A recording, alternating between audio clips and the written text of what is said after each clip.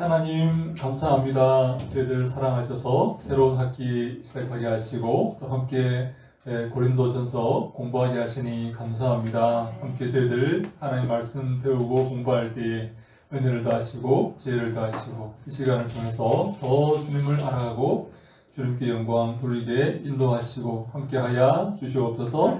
우리 사랑하는 학생들 붙잡으시고 주님 늘 함께하시고 새로운 은혜를 더하시고 주의 말씀 분별하여서 주의 말씀의 종으로 세움받을 수 있도록 귀하게 쓰임받을 수 있도록 하나님 축복하시고 인도하여 주시옵소서. 예수님 이름으로 기도합니다. 아멘. 아멘. 네, 이번 학기는 여러분과 함께 고린도전서에 대해서 함께 살펴보도록 하겠습니다. 고린도전서. 고린도전서는 우리가 굉장히 잘 아는 그런 성경 아닙니까? 잠깐 이렇게 제가 책을 이렇게 많이 가져오진 않았는데, 우리 교재는 우리 김세윤 교수가 쓴 고린도전서 강해를 이렇게 선택해서 하도록 그렇게 하겠습니다. 여러분 이 책을 한번 읽어보시면 제가 본 책 가운데는 제일 그래도 제일 간편하고 잘 요약한 그런 깊이 있는 책입니다. 그래서 김세윤 교수의 고린도전서 강해 그 책을 한번 구입하셔서 한번 함께 보시고 또 다른 여러 가지 책들이 있습니다. 이렇게 오스본 교수가 쓴 이 고린도전서 나중에 이거를 한번 보시고 또 이 전경현 박사가 쓴 고린도전서 여기 있는데 김세윤 교수가 쓴 이 고린도전서를 주 텍스트로 해서 그것을 보고 해 나가도록 그렇게 하겠습니다. 여러분 고린도 사실 제가 나눠드린 오늘 우리 톡방에 오신 우리 학우들에게는 제가 미처 톡방에 올리지를 못했습니다. 제가 돌아가는 즉시 바로 올려드릴 테니까 오늘은 제가 하는 얘기를 잘 들으시면 됩니다. 제가 이 유인물에서 벗어나지 않고 이 안에서 할 거기 때문에 제가 하는 말을 잘 들으시고 또 의문 나는 점이 있으시면 그 톡방에다가 질문을 올려주시면 제가 성실히 성의껏 정확하게 제가 아는 한에서 최선의 답변을 해드리도록 그렇게 하겠습니다. 우리 함께 하시는 학우들도 마찬가지입니다. 공부하시면서 어려운 내용이라든지 혹은 이해가 안 되는 내용이라든지 또 궁금한 내용이 있다면 즉시 지체하지 마시고 즉시 질문을 해주시면 제가 상세하게 친절하게 답변을 해드릴 것을 약속을 드립니다. 이 고린도라는 도시가 있습니다. 이 고린도라는 도시는 우리가 잘 알다시피 그리스의 도시죠. 그리스의 도시인데 제가 이 강연에 지도를 하나 이렇게 넣어놨는데 보면 저 왼쪽에 고린도라는 도시가 있습니다. 이 아덴, 소위 말하는 아덴 옆에 고린도라는 도시가 있죠. 그리고 이 에베소, 이 터키 지방, 소위 소아시아 지방에 에베소와 이렇게 루스드라와 이게 빌라델비아와 여기 또 버가모와 이런 도시들이 이렇게 쭉 소아시아 7도시가 있죠. 7교회가 있죠. 그 에게해를 넘어서 에게해를 지나서 아테네와 에베소를 가로지르고 있는 그 에게해를 넘어가면 이제 그리스가 되는데 그리스 지방에 고린도라는 지방이 있습니다. 이 고린도라는 지방은 사통팔달의 지방입니다. 모든 물자와 모든 통행이 함께하는 그런 지방인데 아주 풍요로운 지방이었습니다. 풍요로운 지방이고 항구 도시인데요. 그리고 항구 도시의 특징이 있습니다.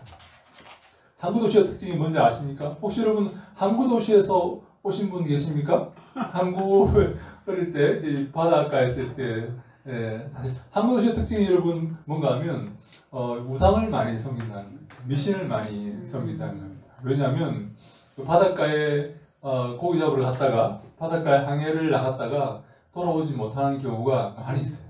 지금은 아주 일기예보의 시스템도 잘 되어 있고 배도 이렇게 튼튼한 그런 배를 이렇게 타고 나가지 않습니까? 근데 옛날에는 그렇지 않았어요. 돛단 배를 타고 날씨가 안 좋으면 배가 뒤집혀서 돌아오지 못하는 경우도 많이 있죠. 그래서 항구 도시에 이 망부석이 있어요. 망부석 남편을 기다리다가 굳어버린 그 돌을 망부석이라고 이렇게 하잖아요. 울산에도 있죠. 네, 많이 있어요. 바닷가에 많이 있어요.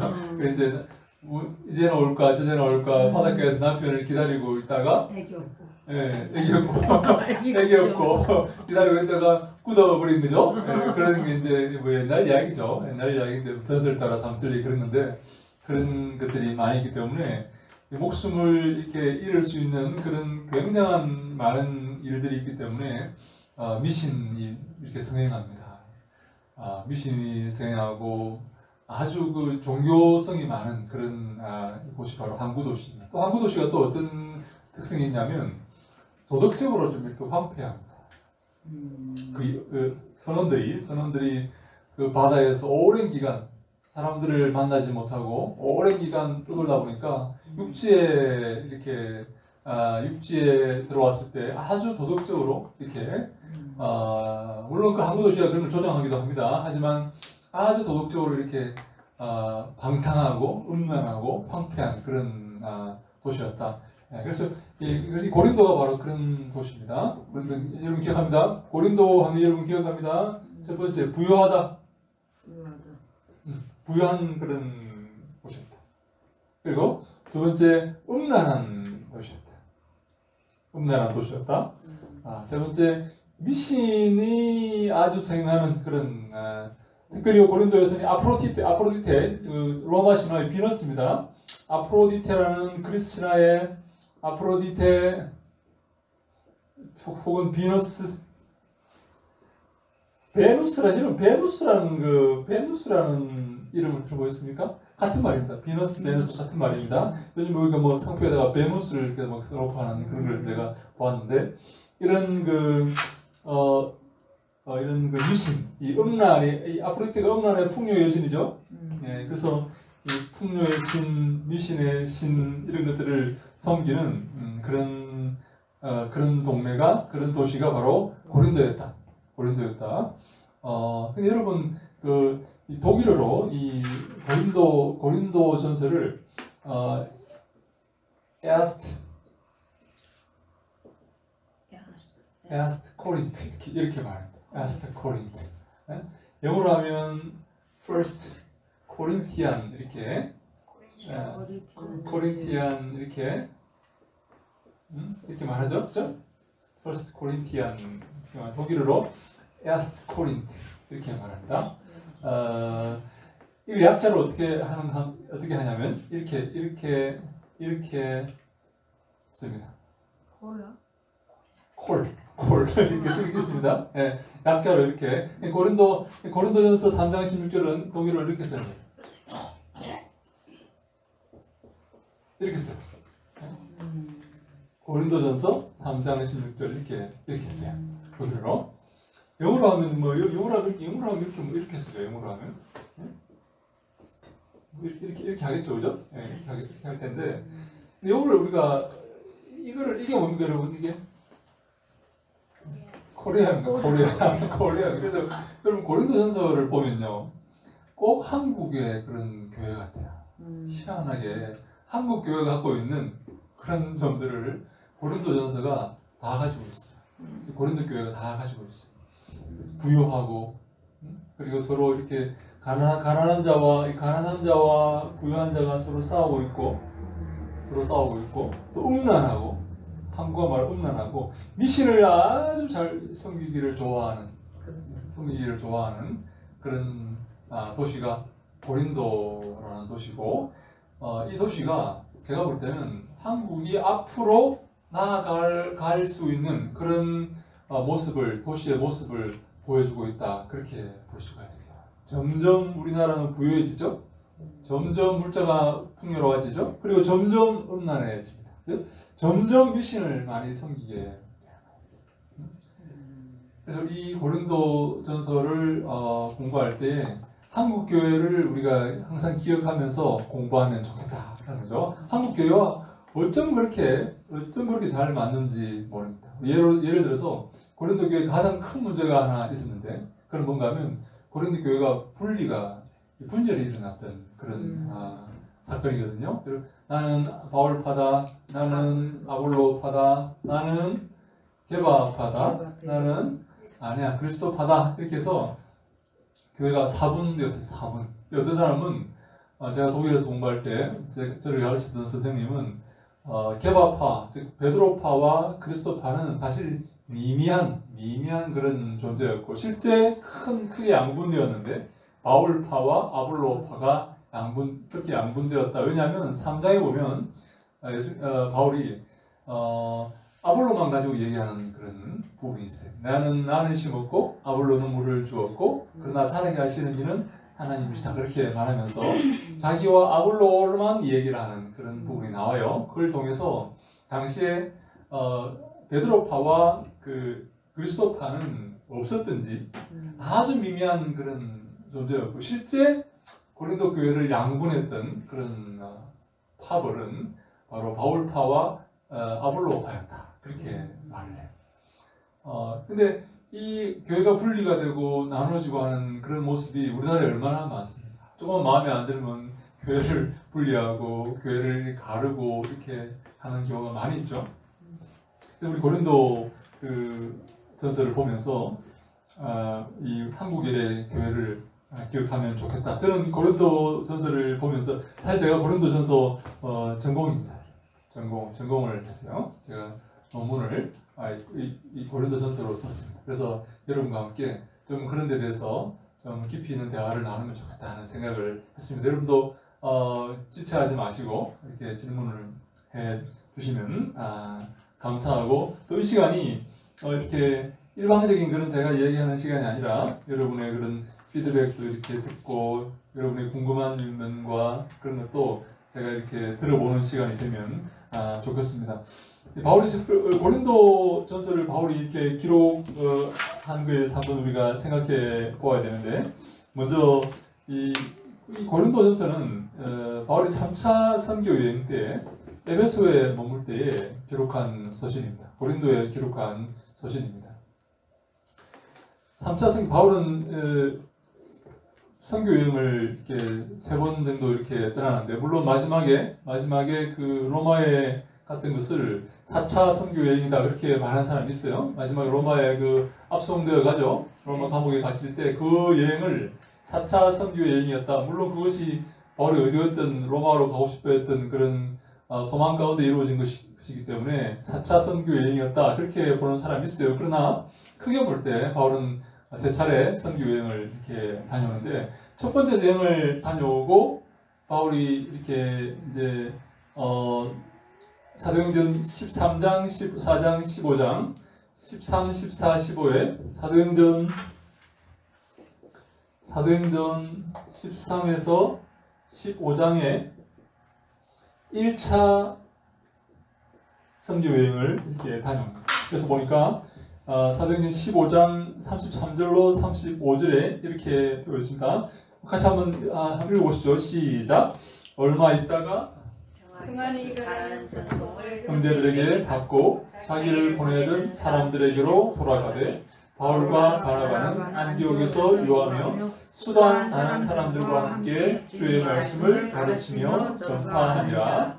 바울이 거기 있다가 이제 형제들에게 전송을 받고 자기를 보내던 사람, 원래 자기를 파송했던 사람들이 누구죠? 안디옥 교회죠. 바울의 선교를 보내주었던 사람들, 바울과 바나바를 파송했던 사람이 안디옥 교회 사람들이죠. 그 사람들에게로 돌아가되 바울과 바나바는 안디옥에서 요하며 수단 다른 사람들과 함께 주의 말씀을 가르치며 전파하니라. 이렇게 말합니다. 바울이 하나님 말씀을 가르치고 전파하기 위해서 이렇게 노력하고 선교여행을 떠나고 돌아오자마자 다시 안디옥에 유하며 수도한 사람들과 함께 주의 말씀을 가르치며 전파하니라. 하나님 말씀을 가르치며 전파했다. 이렇게 바울이 말하고 있어요. 성경이 말하고 있어요. 근데 바울의 마음속에 그런 마음이 든 겁니다. 우리 1차 선교여행 때 세웠던 교회, 1차 선교여행 때 가르쳤던 복음을 전했던 사람들, 그 지역의 사람들이 잘 있나 궁금한 마음이 든 것입니다. 여러분도 선교 여행을 이렇게 떠나면 그런 마음이 듭니까? 내가 그 선교지에 가서 가르치고 했던 그 사람들이 과연 잘 지내고 있는가? 믿음 위에, 말씀 위에, 내가 가르쳤던 말씀 위에 잘 살고 있는가? 그런 마음이 들죠? 그죠? 네.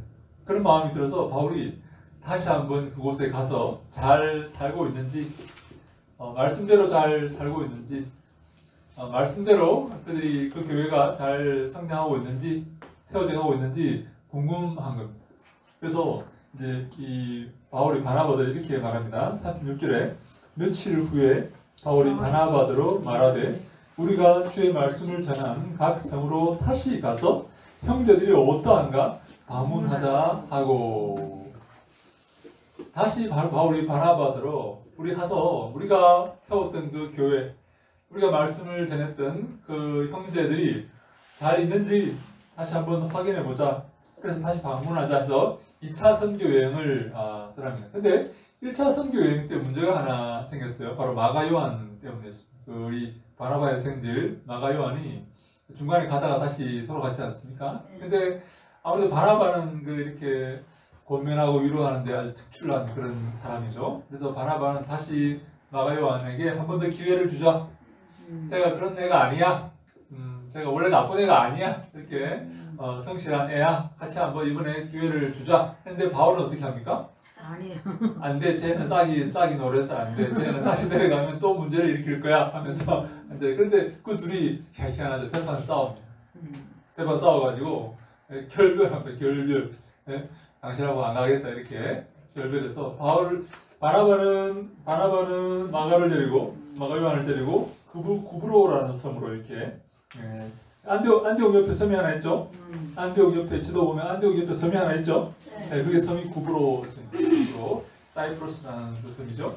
그 섬으로 가고 그 구브로라는 섬에 이렇게 바나바는 거의 이렇게 성자의 모습으로 이렇게 남아 있습니다. 아직도 바나바의 그 명성이 성자의 그런 모습으로 남아 있다. 근데 우리 바울은 신라를 데리고 2차 선교 여행을 떠납니다. 그래서 2차 선교 여행에 대해서 한번 잠깐 살펴보는데, 왜냐하면 2차 선교 여행 때 세웠던 교회, 그 교회가 바로 고린도 교회, 그 중에 하나가 고린도 교회입니다. 그 교회의 3차 선교 여행 때, 3차 선교 여행을 하던 중에 고린도 교회에 들려왔던 그 소식을 접하고 바울이 편지를 보낸 게 바로 고린도 전서입니다. 그래서 오늘 고린도 전서의 배경을 우리가 보기 위해서 2차 선교여행을 한번 훑어보겠습니다. 바울의 2차 선교여행은 18장, 사도행전 16장에서 18장까지 이어집니다. 2차 선교여행은 16장에서 18장까지로 이어집니다. 바울은 먼저 우리 2페이지 루스트라를 다시 방문합니다. 루스트라는 1차 선교 여행에서 유대인들이 바울을 돌로 쳐서 그가 죽은 줄 알고 성 밖에 내다버린 곳입니다. 당시 바울은 제자들이 둘러섰을 때 툭툭 들고 일어나서 성에 들어갔고 그 이튿날 바나바와 함께 더베로 갑니다. 1차 선교 여행 때 루스트라를 방문했죠. 근데 2차 선교 여행에서 바울은 더베와 루스트라에 이르렀고 거기서 디모데라는 제자를 만납니다. 즉 1차 선교 여행 때 돌에 맞아 죽을 뻔한 것을 목격한 제자 중에 디모데가 있었음을 알 수가 있습니다. 그곳에서부터 디모데가 바울의 2차 선교 여행에 동참하게 되면서 바울과 실라 그리고 디모데 세 사람이 2차 선교 여행에 함께하게 된다. 이렇게 보는 겁니다. 16장 1절에 바울은 루스트라에서 디모데를 만나고 그 디모데가 바울의 그 선교 여행에 동참하겠다 이렇게 말합니다. 혹시 여러분 바울이 지금 우리나라에 와서 이렇게 선교 여행을 떠나겠다 그러면 바울 선생님 저도 데려가 주십시오. 저도 동참하겠습니다. 근데 여러분 디모데가요 바울이 맞아 죽을 뻔한 것을 루스트라에서 맞아 죽을 뻔한 것을 디모데가 봤다고 보는 거예요. 네? 근데 여러분 디모데가 바울이 맞아 죽어서 거의 죽을 뻔한 것을 보았는데 다시 왔단 말이에요, 바울이. 근데 바울을 선생님, 저도 데려가 주십시오. 저도 함께 하겠습니다. 할 수 있겠습니까? 여러분 같으면 할 수 있겠습니까? 저 사람 맞아 죽을 뻔했는 사람인데 저 사람이 또 왔어요. 또 복음 전하러 또 왔어요. 다른 사람 데리고 이제 이걸 바라봐 안 데리고 신라를 데리고 또 왔어요. 근데 둘이 왔어요. 근데 바울 선생님, 바울이요. 나도 데려가 주십시오. 나도 함께 가겠습니다. 나도 그 죽음의 그 길에 함께 가겠습니다. 동참하겠습니다. 라고 디모데가 말했다는 거예요. 여러분 이 들숨 부른 나무는 떡잎부터 알아온다고. 예, 이 디모데가 이 보통이 아닙니다. 예. 여러분도 그렇게 하실 수 있죠? 예. 아멘. 예, 아멘. 저도 데려가 주십시오. 그 죽음의 길을, 그 죽음의 길에 저도 가겠습니다. 진짜 네? 예. 진짜 진짜 뭐라고 진짜 데려가면 가자 그러면 내가 그래 가자 그러면 입장 곤란합니까? 근데 얼마나 참 이 디모데가 참 신실하고 참 그 죽음의 길을 기꺼이 따라 나서는 디모데를 우리가 보게 됩니다. 그래서 바울은 아시아에서 1차 선교 여행 때 그 복음을 전했던 그 아시아, 소위 소아시아에서 복음 전하기 원했는데 예수의 영이 이를 허락지 아니하였다. 이렇게 말합니다. 성령이죠. 이 성령에서 16장 7절에 성령을 예수의 영으로 표현합니다. 성령이 예수의 영입니다. 성령은 예수의 사역을 돕는, 예수의 말씀을 깨우치고 예수의 사역을 돕는 영입니다. 그래서 이 성령이 예수의 사역과 이렇게 분리가 된다거나 벗어난다면 그 성령은 그 예수의 영이 아닙니다. 성령이 아니라고 이렇게 보아야 됩니다. 그래서 예수의 영이 허락지 아니하였다. 그래서 서쪽으로 드로아 항구에 가게 되는데 드로아라는 그런 그 여러분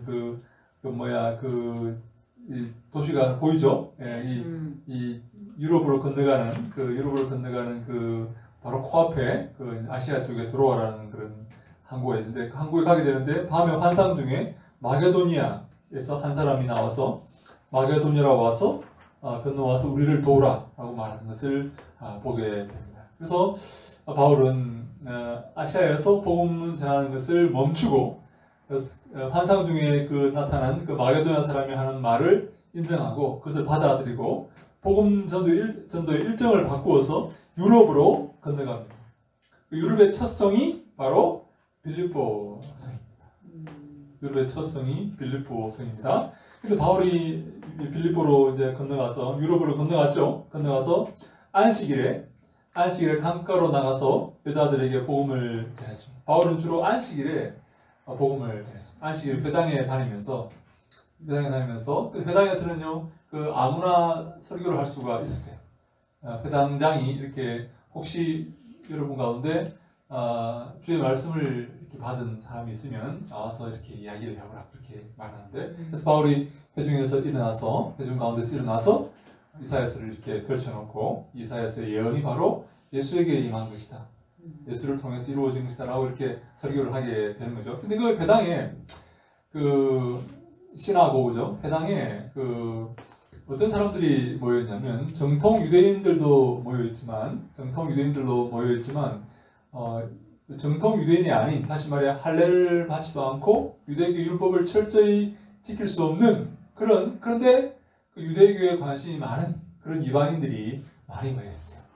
회당에 유대교에 완전히 포함되어서 유대인이 되어서 할례를 받고 유대인이 지켜야 되는 그런 계명들을 잘 지키는 그런 정통 유대인들도 있었지만 그렇지 않고 이방인들인데 이방인 지역이죠. 이게 그리스 지역이니까 이방인 지역인데 회당에서 하는 말을 듣고 배우고 싶고 공부하고 싶고 근데 정통 유대인이 되기를 원하지 않는 그런 할례를 받고 싶지도 않고 유대교의 그 철저한 그런 율법을 지키고 싶지도 않은 그런 사람들이 많이 있었어요. 근데 그런 사람들은 이 바울의 말을 굉장히 바울의 말을 잘 받아들인 거예요. 유대인들은 사실 그들이 십자가에 단 그 예수가 나무에 달려 저주받은 그 예수가 메시아라는 그 사실을 받아들이는 게 유대인들에게 쉽지 않은 일이었죠. 근데 유대인들이 아닌 이방인들이지만 그 말씀에 관심 있는 그 사람들은 그 바울의 말을 잘 받아들여요. 그래서 여기 보면 실제 유대인이 아닌 그래서 이방인들 가운데 율법에 열심히 있는 하나님 말씀을 좋아하는 사람들이 바울을 받아들여가지고 이렇게 교회를 세우는 그런 모습을 많이 볼 수가 있어요. 참 그래서 바울이 이 안식일 때마다 회당에 가서 복음을 전했다 그렇게 보는 겁니다. 회당 주변에서 이렇게 실제 유대인이 아니지만 그 주위에서 이렇게 말씀을 듣고자 배우고자 하는 그 사람들에게 바울이 복음을 전했다. 그 사람들은 아무런 문제가 없는 거예요. 그냥 바울의 말을 들어보니까 바울의 말이 맞아요. 그래서 그 사람들이 복음을 받고 바울을 자기 집으로 이렇게 모시고 그래서 그 집에서 교회가 생기고 이렇게 하는 경우가 대부분의 경우입니다. 바울이 그렇게 교회를 세워 나가는 유대인의 회당에 방문해서 거기서 유대인이 아닌 사람들에게 말을 전하고 유대인이 아닌 사람들은 그런 바울의 말을 듣고 객관적으로 판단하고 바울의 말에 동조하는 경우가 많았어요. 그래서 나중에 이제 예배가 끝나고 난 다음에 바울을 따로 불러가지고 좀 더 이야기를 해달라. 금방 했던 이야기를 좀 더 해달라. 유대 교회에서는 십자가에 달린 그 사람은 저주받은 사람이고 하나님이 미워했던 사람이라고 말하는데 당신은 지금 십자가에 달린 그 사람이 메시아라고 말을 하는데 그 얘기를 좀 더 해달라. 우리 집에 와가지고 우리 집에 말고 우리 집에 장식하자 해가지고 우리 집에 묵으라. 우리 집에 묵고 회당장 그리스도라는 그 사람이 이제 바울을 영접한 것이다. 그렇게 보는 거예요. 그래서 그 바울이 그 사람 회당장 그리스도 하여간 뭐 이렇게 거기서 그래서 그 집에서 이렇게 교회가 시작되는 그런 경우가 많이 있어요. 그리고 보니까 루디아도 이렇게 그런 벌의 안식일에 강가로 가서 여자들에게 복음을 전하던 중 주께서 자주 장사하는 옷감을 이렇게 장사하는 옷감을 유통하는 그런 사람이었던 것 같아요. 루디아의 마음을 열어 바울의 말을 청종케 하셨다. 그래서 그녀는 예수를 믿게 되었고 그 이후에 그와 온 집이 세례를 받고 루디아는 바울을 강권하여 자기 집에 유하게 한다. 바울을 불러가지고 바울의 선생이죠. 우리 집에 갑시다.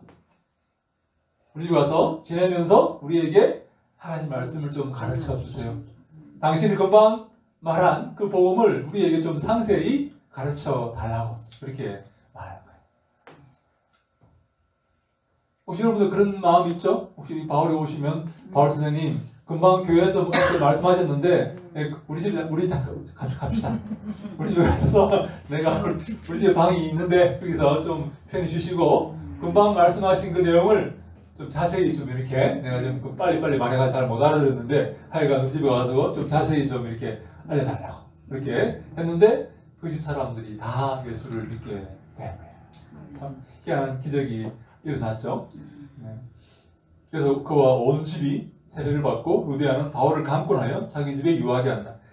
자기 집에 유하던 중에 바울이 기도하는 곳에 복음을 전하러 갔을 때에 귀신 들려 점쳐서 주인에게 큰 이익을 주는 한 여인을 만난다.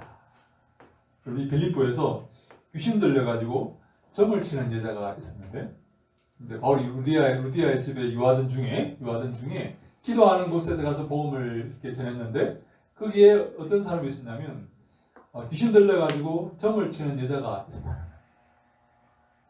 그 주인이 여종이 그 주인을 섬겼는데 그 주인에게 귀신 들려가지고 점을 쳤는데 그 점이 잘 맞았을까요?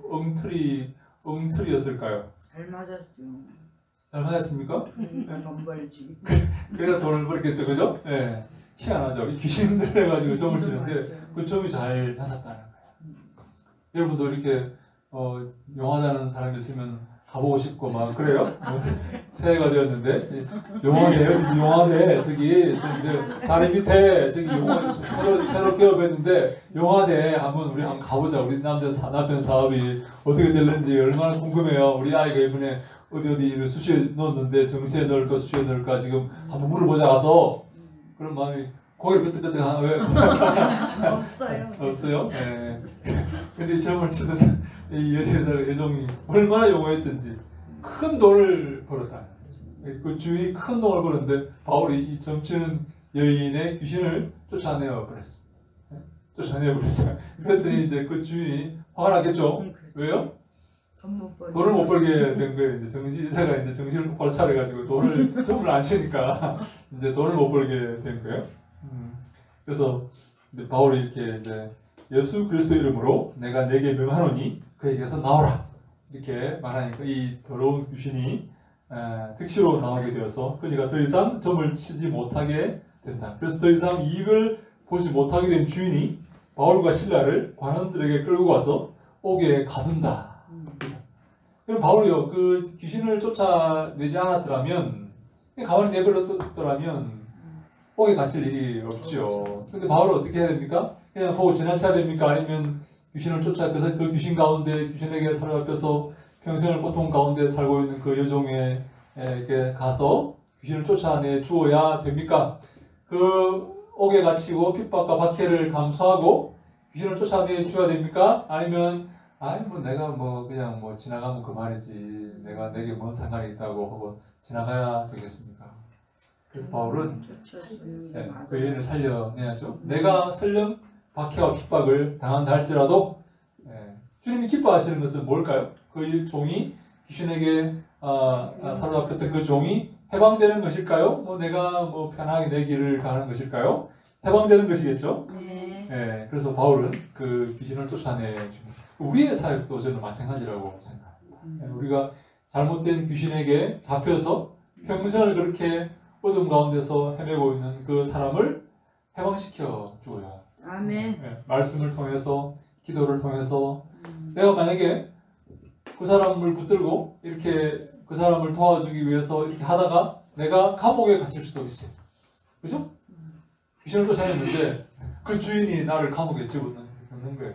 우리 수입원을 지금 이렇게 얘를 통해서 내가 얼마나 돈을 많이 벌고 있었는데 그럼에도 불구하고 그 영혼을 우리가 구원해 주어야 된다는 거예요. 그래서 바울과 실라가 옥에 갇혔는데 밤중에 하나님께 기도하며 찬양합니다. 그랬더니 호래 큰 지진이 나서 옥터가 움직이고 옥문이 열리게 되며 쇠사슬이 풀렸다. 여러분 성경에 이 지진이 자주 등장해요. 이 지진이 뭘 상징하냐면 지진은 어떤 것입니까?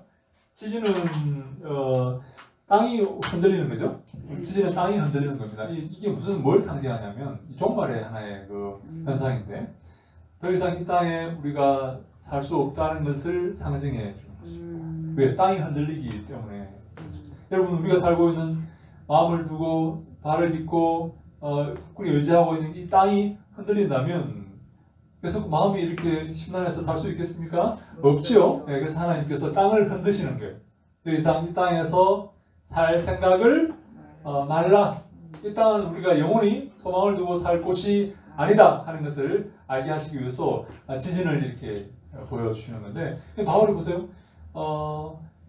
이 땅에 소망을 두고 살았다면 여인의 그 귀신을 쫓아내지 않았을지도 몰라요. 근데 바울의 소망은 하늘에 있었기 때문에 하나님이 기뻐하시는 것이 무엇인지 원하시는 게 무엇인지에 바울의 관심이 있었기 때문에 귀신을 쫓아내는 거죠.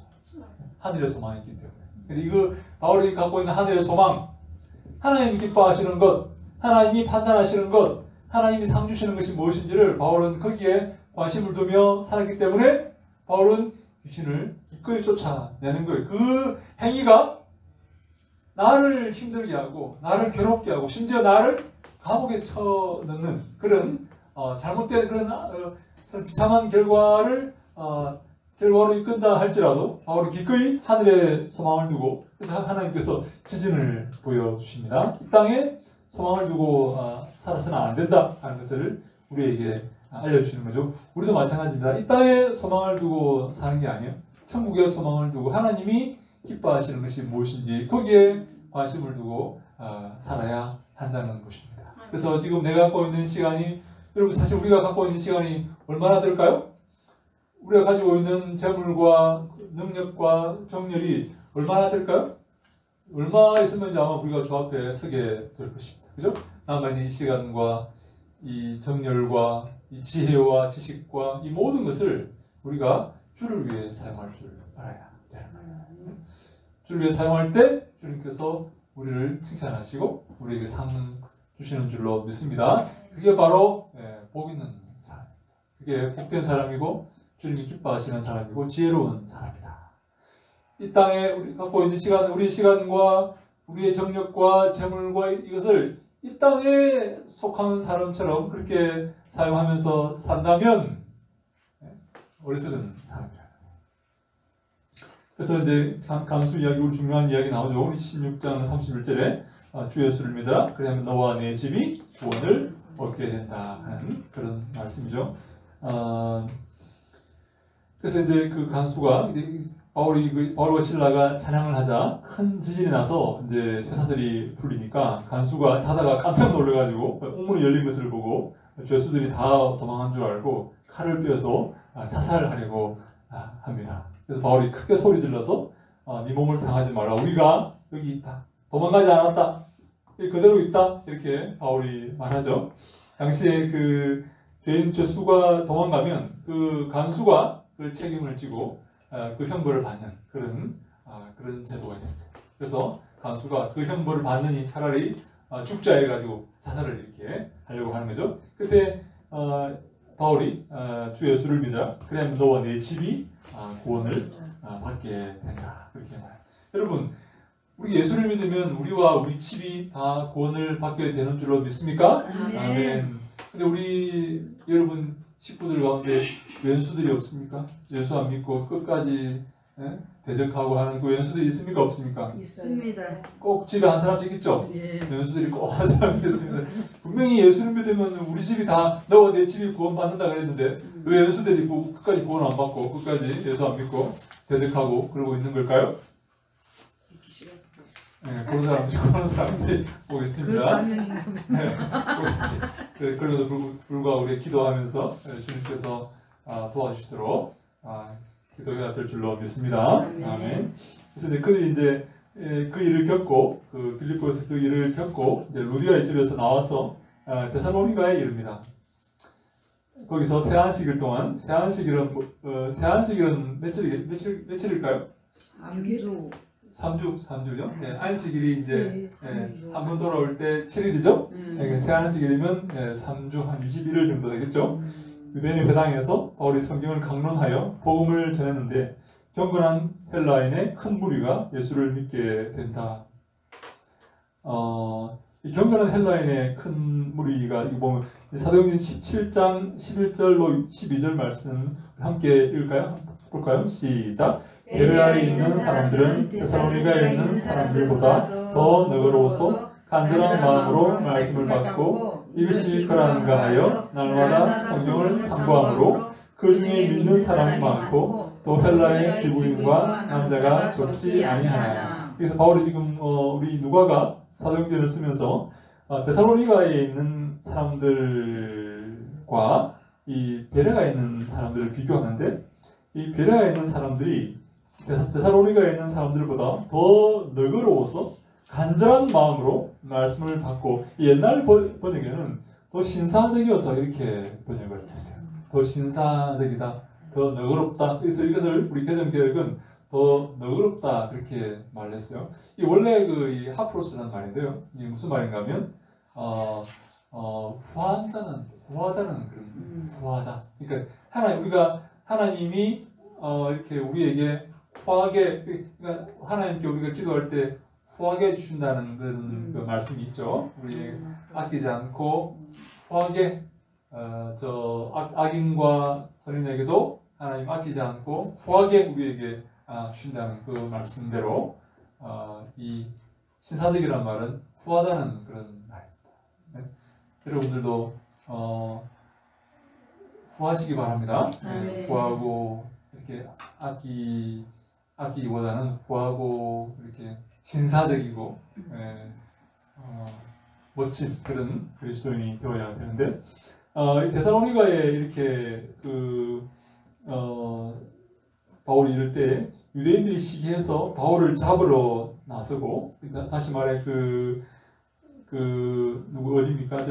우리 빌립보에서 바울을 잡아 감옥에 넣었던 그 유대인들, 빌립보에서 바울을 핍박했던 그 유대인들이 데살로니가에 따라와가지고 바울을 이렇게 다시 핍박을 하는 거예요.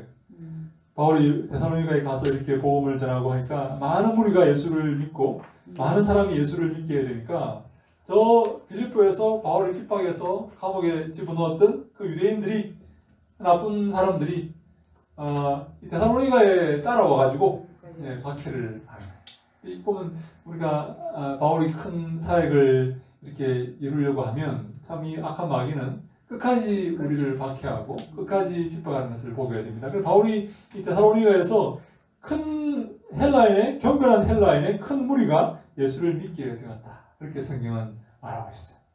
큰 역사가 일어날수록 악한 마귀의 역사도 이렇게 핍박도 심해진다. 이렇게 볼 수가 있는 거죠. 그래서 바울은 그들을 도망하여서 그들이 피하여서 바울과 실라는 베레아로 가는데요.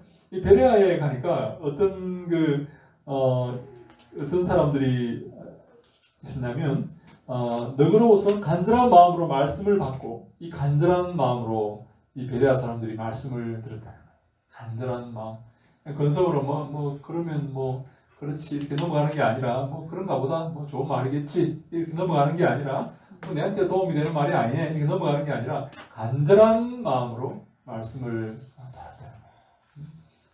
여러분도 말씀이 선포될 때 간절한 마음으로 받으시기 바랍니다. 간절한 마음. 왜냐하면 그 말씀이 우리에게 생명이 되기 때문에. 믿음은 들음에서 나고 들음은 그리스도의 말씀으로 말미암느니라. 그래서 그 그리스도의 말씀으로 믿음이 생기게 되는 거예요. 다른 데서 믿음이 생기는 게 아닙니다. 다른 데서 믿음이 주어지는 게 아니에요. 예수의 말씀을 들을 때 믿음이 생기는 것이죠. 그래서 복 있는 사람은 그 말씀을 즐거워해요. 하나님의 말씀을 즐거워하고 주야로 묵상하는 사람이 복 있는 사람입니다. 하나님의 말씀을 여러분 즐거워해야 되는데 많은 사람들은 하나님의 말씀을 즐거워하지 않습니다. 제가 요즘 느낀 참 그것이 많은 사람들이 하나님 말씀에 점점 관심을 잃어가는구나. 말씀이 선포되는데 점점 여러분 교회는 어떻습니까? 하나님 말씀을 점점 사람들이 사랑하고 그 말씀을 점점 즐거워하고 그 말씀이 선포되는 것을 기뻐하고 설교 시간이 점점 길어지면 더 기뻐하고 그렇습니까? 어떻습니까, 여러분? 하나님 말씀이 점점 이제 마지막 때가 되어감에 따라서 점점 하나님 말씀이 희귀하게 되고 점점 말씀을 듣기를 원하지 않게 되고 점점 세속적이 되고 점점 자기의 사역을 좇을 스승을 찾게 되는 그런 모습을 보지 않습니까? 그래서 근데 베레아 사람들은 신사적이어서 간절한 마음, 너그러워서 간절한 마음으로 말씀을 받고 이것이 그러한가 하여 날마다 성경을 상고함으로 날마다 성경을 자세히 고찰했다는 거예요. 자세히 상고, 자세히 고찰. 정말 그런가? 바울의 말이 정말 그런가? 정말 그러하다면 내가 내 인생을 들여서 하나님 말씀을 믿고 따라야지. 정말 그러하다면 바울의 그 가르침을 내가 따르고 전파해야지. 그런 여러분 하나님 말씀을 상고하십니까? 아멘. 그렇게 하셔야 됩니다. 자세히 고찰하고 연구하고 생각해보고 그래서 즐거워하고 묵상하고 주야로 묵상하고 그렇게 하시는 것이 복 있는 사람이에요. 그런 사람의 믿음이 자라고 영혼이 자라게 되는 것입니다. 하나님은요, 여러분 우리 그 시편 23편의 3절에 내 영혼을 소생시키시고 이렇게 말해요. 하나님은요 우리의 영혼을 소생시키시고 내 영혼을 살아나게 만드시는 거예요. 하나님 우리의 관심은 어디 있습니까? 좋은 차를 타고 좋은 집에 살고 혹시 그런 데 관심이 없습니까? 하나님의 관심은 뭔가 하면 내 영혼을 살아나게 만들고 아멘. 하나님을 알게 만들고 하나님 내 생각 속에 하나님의 그 부분이 점점 더 많게 만들고 내 삶에 간섭하셔서 하나님을 느끼고 인지하고 하나님을 두려워하는 삶을 살게 하시는 거예요. 영혼을 소생시키시는 거예요. 하나님의 관심이 바로 거기 있습니다. 그래서 우리 보니까 날마다 성경을 상고함으로 그 중에 믿는 사람이 많고 그래서 그렇게 하니까 날마다 성경을 상고하니까 어떻게 됐다고요? 그 중에 믿는 사람이 많이 생겼다는 거예요. 성경을 상고하지 않으면 성경을 즐거워하지 않으면 믿음이 생기지 않습니다. 하나님 말씀을 즐거워하고 그 말씀을 상고하고 공부할 때 믿음이 생깁니다. 그래서 믿음은 들으면서 나고 들으면 그리스도의 말씀으로 말미암다. 그렇게 말. 그래서 그중에 믿는 사람이 많고 또 헬라의 귀부인과 남자가 적지 아니하나. 헬라의 귀부인들. 헬라의 귀부인들이 여러분 그 교회 설립에 굉장한 역할을 합니다. 헬라의 귀부인들이 여러분 이 귀부인들이 세상에 또 많아요. 이방인들 이런 사람들도 이렇게 자기 남편이 로마의 장군이고 뭐 자기 남편이 로마의 장관이고 이런 사람들이 많이 이렇게 있어요. 근데 여러분 그래서 초대교회 그 문제 중에 하나가 뭔가면 여인들이 이렇게 목소리를 높이는 사실 뭐 이렇게 여인들이 목소리를 높이는 그 문제가 이제 바울도 이렇게 그 고린도 전서에 그런 문제를 얘기를 많이 하거든요. 여인들이 교회에서. 그래서 바울이 심지어 여인들은 교회에서 잠잠하라 이렇게 집에 가서 남편에게 물어봐라 이렇게. 근데 사실 그 교회에 귀부인들이 많이 들어와 있어요. 귀부인들이요, 남편이 로마의 장군이에요. 로마의 큰 관리예요, 관리. 근데 그 귀부인들이 여기 이렇게 교회에 들어오니까 함께 신앙생활하는 남자들은요, 종들이 많았거든요, 종들이. 그 귀부인 집에서 부리는 종들이 이렇게 쭉 앉아 있는 거예요. 근데 그 종들이 이제 어떤 사람은 장로도 되고 집사도 되고 이렇게 하고 있는 거예요. 근데 그 귀부인들이 집에서는 내가 부리는 종인데 교회에서는 이제 장로라고 이렇게 앞에 나가가지고 얘기하고 이렇게 폼 잡고 있는 거예요. 근데 또 하다 보니까 그 장로들이 이렇게 결정하는 내용들이 마음에 안 들 수도 있겠죠. 근데 종인데 집에 가면 내 종인데 내가 부리는 종인데 그래서 헬라의 귀부인들이 목소리가 커지는 거예요. 틀렸다. 그렇게 하면 안 된다. 네가 뭘 아냐고 이러면서 그렇게 교회에 문제가 생기게 되는 거예요. 헬라의 귀부인들이 예수를 믿는 것은 정말 좋은 일이죠. 정말 참 훌륭하고 아름다운 일이죠. 근데 그로 말미암아 교회 문제가 생기게 되었다. 그래서 바울이 참 눈물을 머금고 제가 볼 때는 여자들은 교회에서 잠잠하라. 하나님께서 주신 질서가 아니다. 물론 더 똑똑하고 더 큰 권세를 갖고 있을지 모르겠지만 하나님 기뻐하시는 게 아니다. 여자들은 집에 가서 남편에게 물어보라. 그것이 바로 질서다. 그것이 아담이 하와가 이렇게 유혹을 받아서 죄악에 빠졌던 그 일을 기억하면서 남편에게 물어보라. 그렇게 바울이 말하고 있는 거예요. 근데 데살로니가의 유대인들은 이 베레아까지 찾아와서 바울을 이렇게 잡으려고 하고 해서 바울은 아덴으로 떠납니다. 바울이 아덴에 가보니까 그곳은 아테네죠. 지금 그리스의 수도죠. 아덴은 우상이 가득한 곳이었다. 그래서 바울이 분개하여서 사람들과 만나서 변론하며 복음을 전했는데 그들이 바울을 말쟁이라고 이렇게 불렀다. 바울은 그들에게 예수의 부활을 설교했는데 그 중에 아레오바고라는 관원을 비롯하여서 몇몇 믿는 자가 생겨났다. 그 후에 바울은 아덴을 떠나서 이제 비로소 우리가 오늘 공부하고자 하는 이 고린도에 이르게 됩니다. 바울은 고린도에 도착하니까 유명한 통역자 둘을 만납니다. 브리스길라와 아굴라. 이 아굴라가 남자입니까? 브리스길라가 남자입니까? 아굴라가 남자입니다. 근데 성경은요, 이 브리스길라와 아굴라 이렇게 소개를 하고 있어요. 여러분, 성경은요, 이 순서를 우리가 무시하면 안 됩니다. 먼저 등장하는 사람이 더 중요한 사람이에요. 더 우선적인 사람입니다. 바울이 볼 때 브리스길라가 더 믿음이 좋았던 것 같아요. 더 신실하고 믿을만 했던 것 같습니다. 그래서 성경은 항상 아굴라와 브리스길라 이렇게 부르지 않고 브리스길라와 아굴라 이렇게 부릅니다. 그래서 근데 이곳에서 회당장 그리스보가 온 집으로 더불어 주를 믿게 되는데요. 우리가 바울의 직업이 뭐였습니까? 바울은 낮에는 이렇게 직업을 가지고 일하다가 주말에는 이제 안식일에는 이렇게 회당에 가서 복음을 전했던 그런 사람이죠. 바울의 직업이 무엇이었습니까? 천막 만드는 사람이었죠. 근데 이 브리스길라와 아굴라도 함께 천막업에 이렇게 종사했던 사람으로 이렇게 우리가 보는데 이들이 그리스보라는 해당장 그리스보가 천막 그 업을 하는 기업가였다 그렇게 우리가 추측합니다. 그리스보가. 그래서 바울이 이 그리스보 밑에서 그리스보가 운영하는 회사에 들어가서 일을 하고 있었다 이렇게 추정을 이렇게 해요.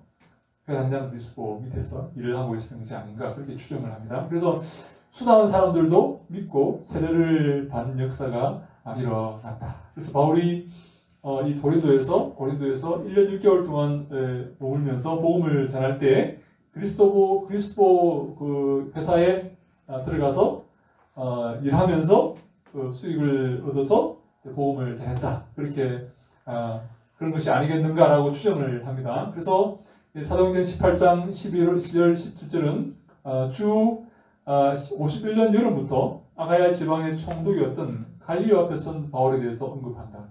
사도행전 18장에 역사적으로 주 51년 여름부터 아가야 지방의 수도가 바로 여러분 고린도입니다. 아가야 지방의 수도가 고린도인데 아가야 지방의 총독 일단 갈리오 앞에 섰던 바울에 대해서 언급하고 있어요. 그래서 아가야 지방의 총독이었던 갈리오는 51년 여름부터 그곳에 부임해서 일했기 때문에 그래서 바울이 50년 3월경에 고린도에 도착해서 51년 9월까지 그곳에 머물렀다고 추정하는 것은 타당하다.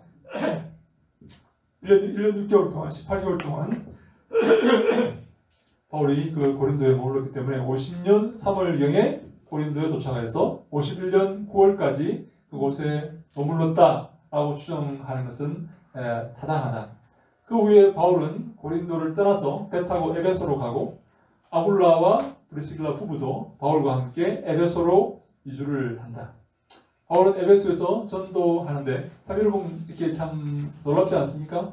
이 브리스길라와 아굴라도 자기들의 생업이 있을 텐데 기꺼이 바울과 함께 에베소로 이주를 하면서 바울과 함께 사역을 하고자 합니다.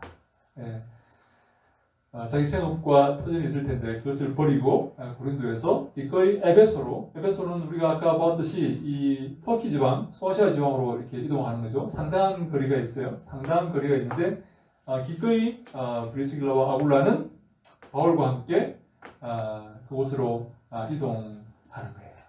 여러분 이것도 쉬운 일이 아닙니다. 내 생업과 내 모든 삶의 터전을 고린도에서 이렇게 자기의 업을 이렇게 행하고 있다가 바울과 함께 전도 여행에 따라 나서는 것이죠. 근데 이게 쉬운 일이 아니었다 하는 겁니다. 여러분 같으면 그렇게 할 수 있겠죠? 바울 선생님, 우리도 같이 가겠습니다. 우리도 함께 갈 테니까 같이 복음 전합시다. 근데 여러분 나중에 보면 이 브리스길라라는 여인이 보통 여인이 아니에요. 아볼로에게 성령에 대해서 가르쳤어요. 이 여자가, 이 여인이 얼마나 대단한 여인입니까? 아볼로가 누굽니까, 여러분? 아볼로가 고린도 교회 바울의 후임자 아닙니까? 후임자. 아볼로가 이 이빨이 얼마나 이렇게 이게 얼마나 좋은지 사람들이 고린도 교회 교인들이 자기들 고린도 교회를 세웠던 그 바울이 제일 훌륭한 줄 알았는데 아볼로가 이렇게 와서 이런 표현이 이빨을 탄다 이런 표현을 제가 써도 됩니까 안 됩니까? 안 되죠, 여러분. 아니 교수님 진짜 너무 지금 수준이 그밖에 안 됩니까? 이빨을 탄다가 뭡니까? 이빨을 탄다. 아이가 이제 아볼로가 얼마나 이 센지 사람들이 야 바울은 상대가 안 되는구나. 바울이 최고인 줄 알았는데 아볼로 보니까 상대가 안 되는구나. 바울은 그만큼 아볼로가 똑똑하고 지혜로운 그런 참 말도 잘하는 고민이 뛰어난 사람인데 이 아볼로에게 이 브리스길라가 성령에 대해서 가르쳐 줍니다. 여러분 그러면 이 브리스길라는 얼마나 훌륭한 여인이었습니까? 놀라운 여인이었죠. 근데 이 여인이 기꺼이 바울과 함께 바울이 에베소로 떠나자 이 가족이 아볼로와 브리스길라가 함께 따라가겠습니다. 바울 선생님, 우리가 당신을 돕겠습니다. 당신의 도움이 되겠습니다. 의지가 되겠습니다 하면서 기꺼이 따라가는 거예요. 참 우리 훌륭한 그 부부가 아닐 수가 없죠. 그래서 이 아굴라와 브리스길라 부부도 함께 에베소로 이주하는데 바울은 거기서 에베소에서 전도하는데 오랫동안 거기 머물지 않고 가이사랴를 거쳐서 안디옥에 다시 돌아옴으로 2차 전도 여행을 마치게 돼요. 그래서 18장까지 16장에서 18장까지 2차 선교 여행이 이렇게 끝나는데 이 바울의 2차 선교 여행 말미에 고린도에 1년 6개월 동안 머물 때 고린도에 교회가 생겼고 바울은 3차 선교 여행 때 에베소에 머물면서 고린도 교회에 일어난 문제에 대해서 편지를 받고 고린도 전서를 기록한 것으로 보인다. 그래서 바울이 그 3차 선교 여행 때 에베소에 3년 동안 이렇게 머물게 됩니다. 이 고린도전서 16장 8절에 내가 오순절까지 에베소에 머물려 함은 내게 광대하고 유효한 문이 열렸으나 대적하는 자가 많음이라 그렇게 말하는 것을 볼 때 바울이 고린도전서를 쓸 때에 에베소에 머물고 있었다 그렇게 보는 거예요. 그리고 사도행전 20장 10절은 바울이 밀레도에서 사람을 에베소로 보내어서 교회의 장로들을 정하니 그때 이제 여기 에베소에 머물 때를 말하죠. 20장 31절은 그러므로 여러분이 일깨어 내가 3년이나 밤낮 쉬지 않고 눈물로 각 사람을 훈계하던 것을 기억하라 이렇게 말하면서 바울이 3년 동안 에베소에 머물렀다는 그 사실을 우리가 보게 되는데 3년 동안 에베소에 머물 때 이 고린도전서를 기록했고 그 기록 연대는 그래서 쭉 54년에서 55년이라고 보아야 한다. 목사님 질문 있습니까? 네. 제가 아는 어떤 청년이 저한테 이제 물어봤는데 외경에 그 에녹 에녹을 어디서 보고 공부를 좀 했는지. 아마 에녹 승천기라는 그런 외경이 있어요. 그거에 대해서 좀 말씀 주세요. 에녹에 대해서 그런데 우리 사실 제가 그 내용은 잘 모르는데요. 이제 그런 그 외경이나 이런 그 성경 이외의 문헌들이 있어요. 유대인들이 이제 기록해놓은 문헌들이 많이 있거든요. 많이 있는데 뭐 솔로몬의 지혜서라든지 이런 참 바룩서라든지 이런 그 외경 문헌들이 많이 있는데 그 문헌들은 사실 힌트를 이렇게 우리가 이렇게 주는 내용들이 많이 있어요. 사실 우리가 성경을 볼 때 잘 이해가 이렇게 뛰어넘어가는 그런 이렇게 부분들이 많이 있거든요. 뛰어넘어가는 부분들이 많이 있는데 그 부분들을 좀 설명해주는 그런 역할을 이렇게 하는 경우가 많이 이렇게 있어요. 근데 그걸 우리가 100% 믿을 수는 없고 하나의 참고하는 자료가 이렇게 되는 것이고 그래서 그런 것들을 우리가 이제 정경이 아니면 당시에 그 정경이 이제 구약은 AD 90년경에 얌니아라는 그런 얌니아라는 도시에 잠니아 우리 영어로는 잠니아 독일어 얌니아라는 도시에서 확립되었고 신약은 389년 우리 이집트의 카르타고에서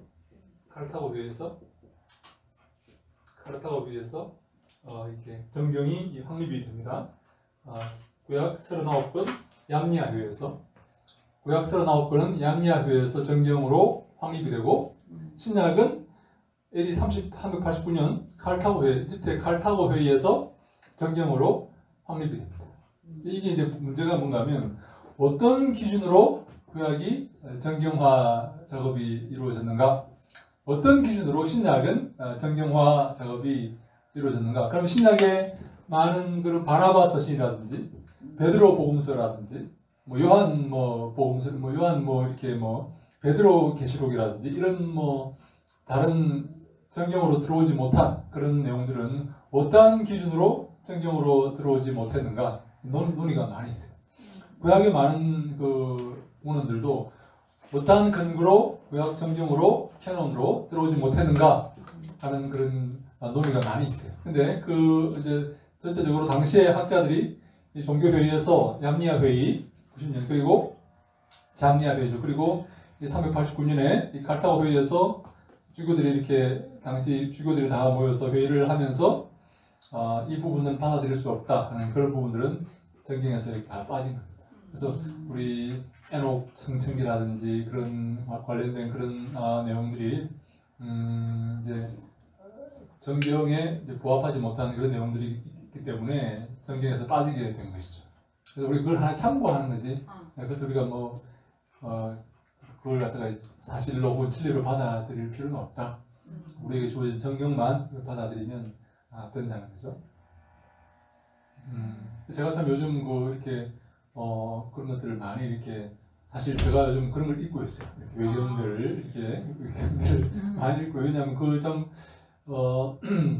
이렇게 참 우리가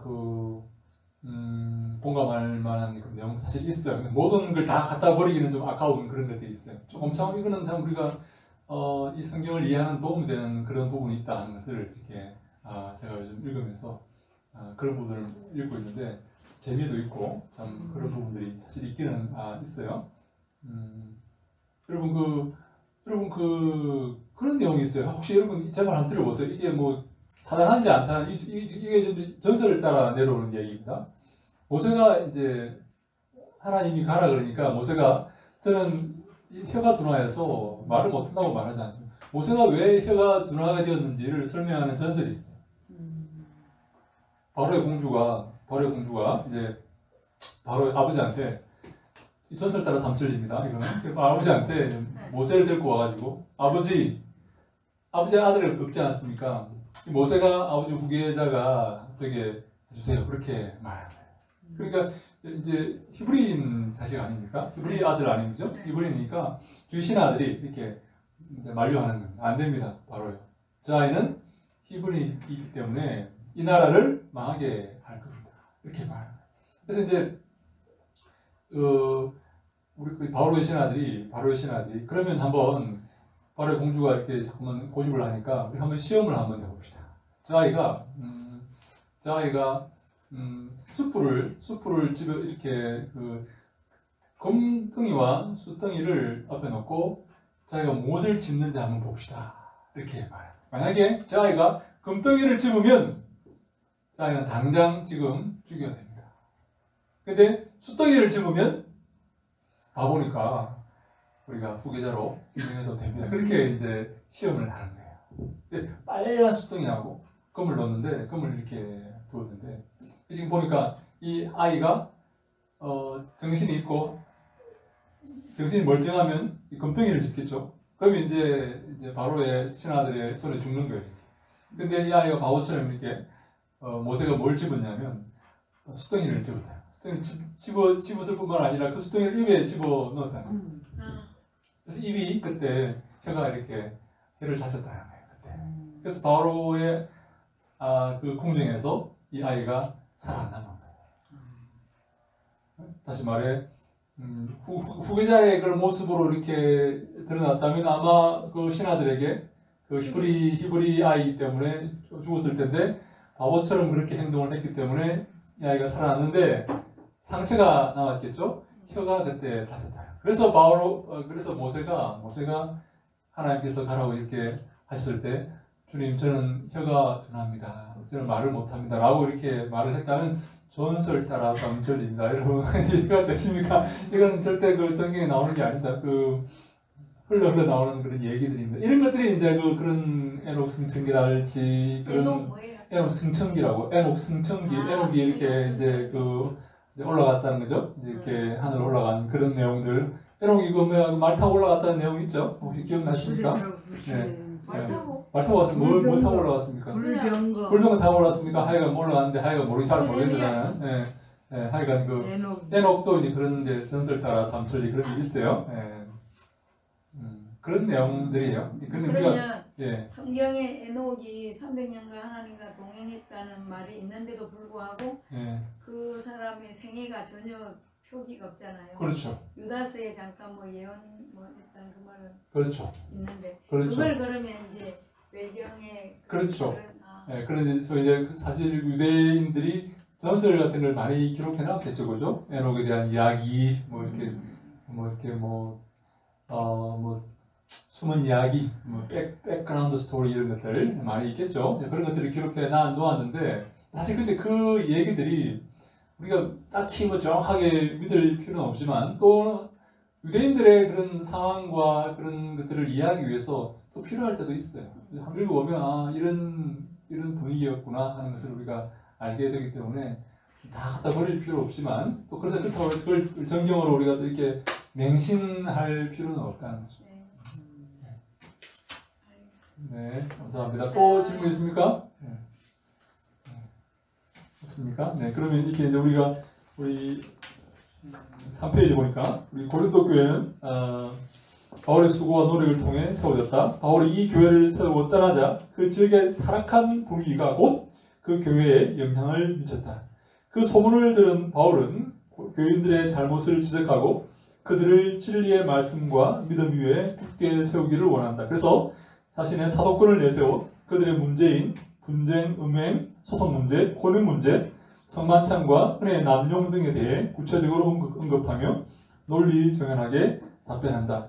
지금 이 부분은 지금 고린도전서의 그 내용들을 잠깐 소개하는 겁니다. 바울이 본서를 기록하는 데는 두 가지 목적이 있다. 그것은 교회 안에 끔찍스러운 죄, 곧 당파 문제, 4장까지 음행 사건, 부모 어머니와 같이 살고 있는 그런 어머니를 첩으로 이렇게 살고 있는 그런 사람, 소송 사건, 그리고 이를 책망하려는 것과 그리스도인의 생활과 그 근거가 되는 교리에 대한 질문, 곧 혼인 문제, 혼인을 어떻게 해야 되는가, 우상 제물 문제, 그리고 성찬에 관한 문제, 성령의 은사 및 그 사용에 관한 문제, 부활 문제, 헌금 문제 등에 대한 질문에 답변을 주기 위한 것이다. 바울이 고린도를 떠난 후에 교회는 계속 성장하였다. 그러나 모든 것이 안정되고 바람직한 것만은 아니었다. 글로의 집 사람들을 통해 들은 고린도 교회의 소식은 바울의 마음을 심히 아프게 하였다. 그 중에 가장 큰 충격을 준 것은 고린도 교회 안에 분파가 생겨 서로 다툰다는 것이었다. 나아가 바울을 분노케 한 것은 이방인들에게도 없는 성적 부도덕한 행위를 하는 자들을 고린도 교회가 여전히 용납하고 있었다는 사실이었다. 어떤 자가 자기의 계모와 동거 생활을 하고 있었는데 교회가 그것을 묵인하였으며 이제 그 어떤 상황이냐면 여러분 옛날에는 첩을 이렇게 많이 두었지 않습니까? 근데 어떤 첩은 자기 자식하고 나이가 비슷한 거예요. 네 번째 아내는 자기 맏아들하고 나이가 비슷한 경우가 있는 거예요. 근데 아버지가 죽으니까 같이 살다가 아버지가 돌아가시니까 그 첩하고 같이 이제 첫째 아들이 나이가 비슷하니까 첩을 데리고 사는 거예요. 아버지의 아내였으면 아무리 나이가 비슷해도 어머니 뻘인데 첩을 데리고 사는 거예요. 여러분 그런 경우가 야곱의 아들들에게도 있었습니다. 야곱의 아들들. 여러분 루벤이 누구를 취합니까? 빌하를 취합니다. 빌하가 볼 때 빌하 굉장히 얼굴이 이쁘고 매력적이었던 것 같아요. 그래서 이제 성경을 보면 야곱이 그 소식을 듣고 이렇게 그렇게 얘기하는 부분이 나와요. 더 이상 이제 사실 이 얘기도 그 외경에 나옵니다. 빌하가 어떤 상황이었고 바울이 어떤 결심을 했고 루벤을 어떻게 대하는지 외경에 나옵니다. 다음에 기회 있으면 한번 그 얘기를 한번 이렇게 해드릴게요. 그렇게 자기의 어머니 뻘인데 계모인데 이제 나이가 비슷한 그런 어린 계모죠. 아버지가 안 계실 때 아버지가 돌아가실 때 어린 계모와 같이 사는 그런 경우가 고대에는 흔하게 있었다는 거예요. 근데 그런 행위가 바로 고린도 교회 안에 들어와 있었다.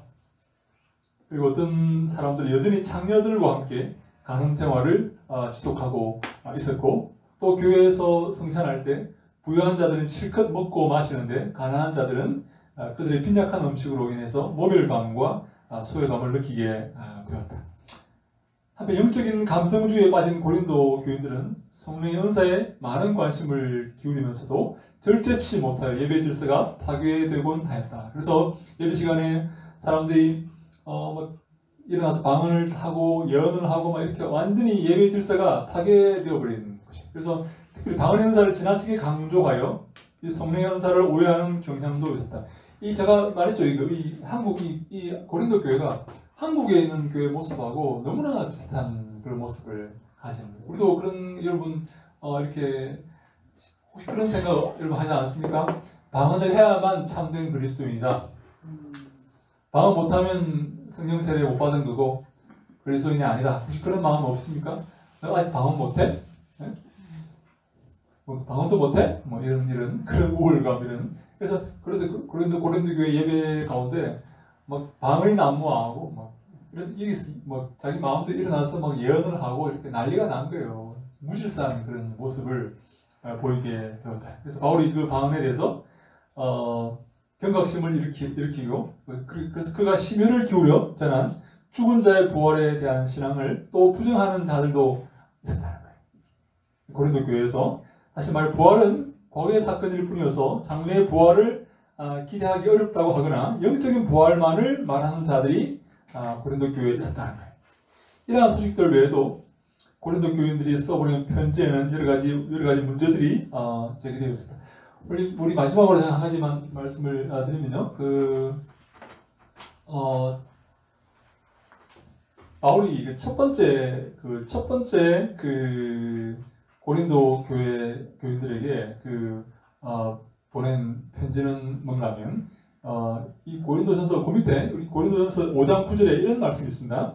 내가 너희에게 쓴 편지에 음행하는 자들을 사귀지 말라 하였거니와. 다시 말해 이 고린도전서 앞에 바울이 먼저 한 편지를 보낸 거예요. 그래서 5장 9절에 내가 너희에게 쓴 편지에 음행하는 자들을 사귀지 말라 하였거니와 먼저 보낸 그 편지를 우리가 바울의 1차 서신이라고 합시다. 1차 서신은 어떤 서신인가 하면 바울이 복음을 전하고 고린도에 복음을 전하고 고린도에서 떠났을 때 그 교회에서 들리는 소문이 있었다는 거예요. 바울이 1장 11절에 보면 우리 1장 11절에 보면 글로의 집 사람들을 통해서 들은 말씀이 있어요. 함께 우리 이 고린도전서 1장 11절 한번 볼까요? 1장 11절 제가 읽습니다. 이 고린도전서 1장 11절에 내 형제들아 글로의 집 편으로 너희에게 대한 말이 내게 들리니 곧 너희 가운데 분쟁이 있다는 것이다. 글로의 집 사람들이 바울에게 소식을 전해왔다는 거예요. 그래서 바울이 1차 서신 5장 9절에 1차 편지를 보냅니다. 그래서 보니까 내가 너에게 쓴 편지에 음행하는 자들을 사귀지 말라 하였거니와 하면서 바울이 편지를 보냈는데 이 1차 편지는 소실되는 것으로 보입니다. 남아있지 않습니다. 근데 바울이 교회를 세운 후에 그 교회에서 들리지 않는 좋은 소문에 대해서 1차 편지를 기록합니다. 근데 1차 편지를 기록한 후에 다시 고린도 교회로부터 질문의 편지를 받습니다. 바울이 처음에 여기 보세요. 글로의 집 사람들에게서 바울이 소문을 듣고 소식을 듣고 1차 편지를 보냅니다. 1차 편지를 이렇게 보낸 다음에 이 고린도 교회에서 바울에게 어떤 편지를 보냅니다. 바울에게 1차 편지를 받은 고린도 교회 교인들이 바울에게 답장을 보냅니다. 어떤 답장을 보냈냐면 7장 1절에 이런 말씀이 있어요. 우리 7장 1절 한번 볼까요? 이 고린도전서 7장 1절에 너희가 쓴 문제에 대하여 말하면 남자가 여자를 가까이 하지 아니함이 좋으나. 다시 말해서 바울이 한 편지를 받았다는 거예요. 거기에 대한 답변으로 고린도 전서를 씁니다. 그래서 고린도 전서는 바울의 2차 편지입니다. 2차 편지예요. 바울이 2차 5장 메뉴에 보면 그 질문에 대한 답장으로 2차 편지인 이 고린도전서를 보내는데 이 고린도전서는 디모데를 통해서 보냈다고 이렇게 봐야 됩니다. 근데 바울이 쓴 이 고린도전서는 사실 고린도 교회에 큰 효과를 보지 못했어요. 이 고린도전서를 통해서 그 사람들이 회개한 게 아니라 그 사람들이 더 이렇게 바울을 대항하고 더 바울에게 반발하였다 그렇게 보는 거예요. 그래서 바울이 3차 편지를 3차 편지는 뭔가 하면 이 고린도후서 2장 4절에 등장합니다. 그럼 한번 제가 읽겠습니다. 내가 마음에 큰 눌림과 걱정이 있어 많은 눈물로 너희에게 썼노니. 그래서 눈물의 편지입니다. 눈물의 편지. 이는 너희로 근심하게 하려 한 것이 아니요 오직 내가 너희를 향하여 넘치는 사랑이 있음을 너희로 알게 함이라. 이 편지 3차 편지를 눈물의 편지다 이렇게 말해요. 왜? 2차 편지인 고린도전서가 큰 효과를 거두지 못했어요. 그래서 바울은 3차 거기에 대해서 눈물의 편지 3차 편지를 다시 보냈는데 이 고린도전서는 디모데가 가지고 갔다고 보고 3차 편지는 디도가 가지고 갔다고 봅니다. 디도가 3차 편지를 가지고 갔는데 보냈는데 3차 편지를 받고 고린도 교회 교인들이 회개하고 다시 바른 모습을 보여서 그래서 4차 편지인 고린도후서를 기록하게 됩니다. 그래서 고린도후서를 기록할 때 바울은 내가 너희에게 들은 그 소식이 이렇게 너무 기뻐서 이 편지를 보낸다는 그런 말을 하게 됩니다. 그러면 고린도후서 2장 4절에 나오는 많은 눈물로 너에게 쓴노니 이거는 고린도후서가 아니죠. 3차 눈물의 편지입니다. 눈물의 편지, 정말 애통하는 편지를 이렇게 썼는데 고린도 교회 교인들이 3차 편지를 받고 회개합니다. 다시 바른 모습을 보이게 됩니다. 그래서 바울은 4차 편지인 고린도후서를 쓰게 됩니다. 그래서 이 고린도후서에 보면 바울이 너무나 기뻐하여서 그들이 회개하고 변화되었다는 소식을 디도로부터 너무나 이렇게 기뻐하는 그런 모습을 이렇게 보게 됩니다. 그럼 4차례의 편지를 썼네요. 그렇죠. 4차례의 편지를 바울이 이렇게 바울이 4차례의 편지를 이렇게 보내는데 2차와 4차가 우리에게 남아 있고 1차와 3차는 소실되었고 더 이상 이렇게 남아 있지 않습니다. 그래서 이제 그래서 이 바울이 이 2차, 3차 고린도후서를 쓰면서 내가 너무너무 이렇게 너희들에게 받은 그 기쁨을 너무너무 이렇게 너희들의 회개한 모습을 디도로부터 내가 이렇게 듣고 내가 기뻐서 이 편지를 쓴다는 그런 내용을 이렇게 바울이 이 고린도후서에서 그렇게 말을 하고 있습니다. 그래서 우리 보면 이제 이 고린도전서가 이렇게 우리 4페이지 중간에 다시 보면요, 우리 고린도전서의 내용 가운데 이 고린도에서 이 고린도 교회가 바울에게 보낸 편지 요 사이에 1차 서신을 받고 고린도 교회가 다시 바울에게 물었던 그 질문에 대한 내용들이 바로 이 고린도전서의 답변 형식으로 나와 있죠. 이 중간에 보면 4페이지 중간에 보면 1, 2, 3, 4 나오죠. 그리스도인으로서 결혼하는 것이 좋은지 독신으로 지내는 것이 좋은지 이 고린도 교회 교인들이 1차 서신을 받고 바울에게 답장의 형식으로 바울에게 편지를 보내는데 그 내용이 뭔가 하면 결혼하는 게 좋은지 독신으로 있는 게 좋은지 그리스도인이 종과 주인 되었을 때 어떤 관계로 지내야 되는지 형제인데 어떤 또 회사에 가면 종과 주인인데 어떤 관계로 지내야 좋은지 그리고 시장에서 파는 우상의 제물을 사 먹을 수 있는지 없는지 우상의 제물에 관한 문제 예배 참석할 때 복장은 어떠해야 되는지 예의는 머리에 써야 되는지 어떠해야 되는지 이런 부분들을 1차 서신에 대한 답변으로 형식으로 고린도 교회가 바울에게 편지를 보내는데 바울이 7장 1절에 보니까 너희가 쓴 것에 관해서는 하면서 이 답변을 하는 거예요. 이 고린도 전서에서 그 답변이 바로 고린도 전서이다.